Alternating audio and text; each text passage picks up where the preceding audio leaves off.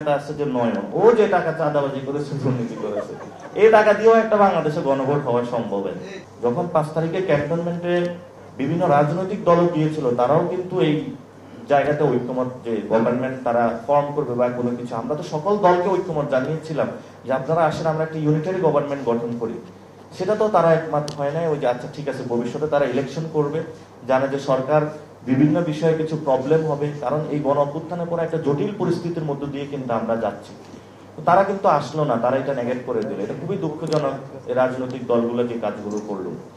যাক, এই লোকটা এখন আসছে, এই লোকটা আমরা সম্মান দিয়ে বিদায় করতে হবে। উনি আগের কি গ্রামীণ ব্যাংকে কি কাজ করেছে সেটা বিষয় নয়, উনি পুরো ইন্টারন্যাশনাল একজন সমাদৃত লোক। তো সেই জায়গা থেকে উনি কিন্তু একটা ইউনিটির জায়গায় কাজ করে চলছেন। এখন যদি তাকে কেউ প্রতারক বলে বা কোনো কিছু, এটা তো আসলে আমরা মনে করি যে একটা ক্ষমতার জন্য বাংলাদেশকে একটা অস্থিতিশীল জায়গায় নিয়ে যাওয়ার জন্য। জামায়াত বলে যে বিএনপির সরকার, এটা আবার বিএনপি বলে জামায়াতের সরকার। সরকার আছে একটা বিপদে, যে আসলে সে কার সে পরিচয় তার নাই এখন।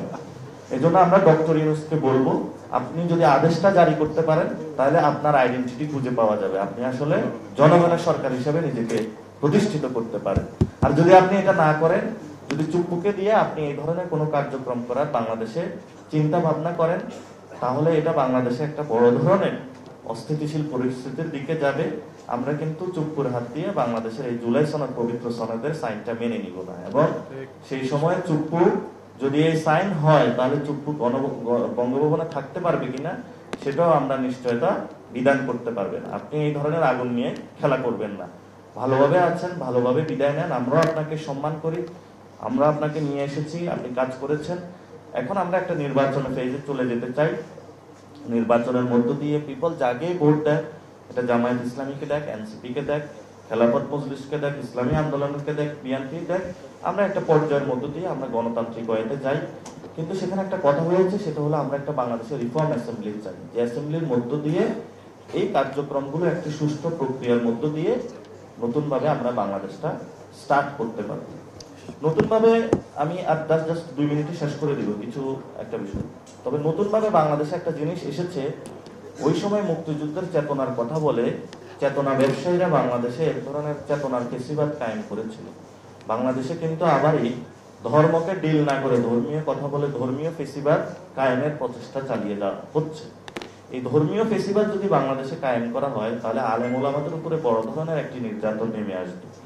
আমরা যারা এই কাজটা করতেছেন তাদের কাছে আহ্বান জানাবো, বাংলাদেশে যদি আপনারা ধর্মীয় ফেসিবাদ কায়েম করতে চান, তাহলে সেটা জনগণ কেন আলেমরা এটা আপনাদেরকে ঠেকিয়ে দেবে ইনশাআল্লাহ। আরেকটি বিষয় হলো যে গণভোটের জন্য নাকি বিএনপির থেকে একটি দাবি উত্থাপন করা হয়েছে যে এটাতে নাকি অনেক টাকা খরচ হবে। এই গণ অভ্যুত্থানের পরে বিএনপির একটা গডফাদার, একটা আসনের একটা লোক যে চাঁদাবাজি করেছে, ওই টাকা দিয়েই তো গণভোট আয়োজন করা যায় বাংলাদেশে।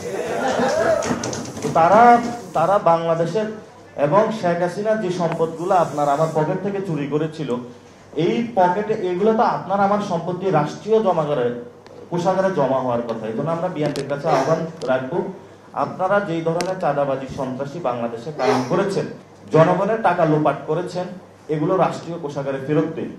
আর যদি টাকার প্রশ্ন আসে একটা গণভোট আয়োজন করতে, যে টাকা যাবে এটা আপনাদের একটা আসনে। এবং ওই যে ঢাকা মহানগরের একজন নেতা আছে যে নয়ন, ও যে টাকা চাঁদাবাজি করেছে, দুর্নীতি করেছে, এই টাকা দিয়েও একটা বাংলাদেশে গণভোট হওয়া সম্ভব। আরেকটা হলো যে আমরা ওনাদেরকে এতদিন জমজমের পানি দিয়ে পরিষ্কার করতে চেষ্টা করেছি, এখন ওনাদের মাথাও ক্লিন হয় নাই, বডিও ক্লিন হয় নাই, কিছু নাই। এই জন্য আমরা মনে হয় এখন ওনাদেরকে বুড়িগঙ্গার পানি দিয়ে একটু পরিষ্কার করতে হবে। যদি আমরা এই ধরনের যারা সিনিয়র নেতৃবৃন্দ আছেন রাজনৈতিক এই জন্য অপসংস্কৃতি থেকে যদি লাঠালাঠি পাল্লাপাল্লি এগুলো থেকে যদি আপনারা বেরিয়ে আসতে না পারেন, তাহলে আপনাদেরকে আমরা বুড়িগঙ্গার পানি দিয়ে একটু গোসল করাবো, যাতে হলো ভবিষ্যতে আপনাদের ব্রেনটা একটু খোলে। আর এর চেয়ে তো আর মকারি আপনাদেরকে করতে পারি না।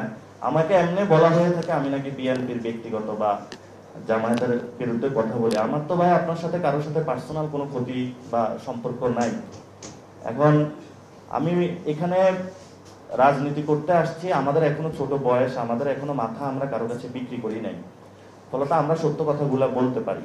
এই জন্য সত্য কথাগুলা বলি। তুষার ভাই এখানে বলেছেন, আপনারা অনেক আলেম ওলামা এখানে বলেছেন, আপনাদের কাছে আমাদের একটা এনসিপির পক্ষ থেকে নিবেদন থাকবে, আপনারা কি বিএনপিতে নাকি হলো চরমনাই হুজুরের দলে গেলে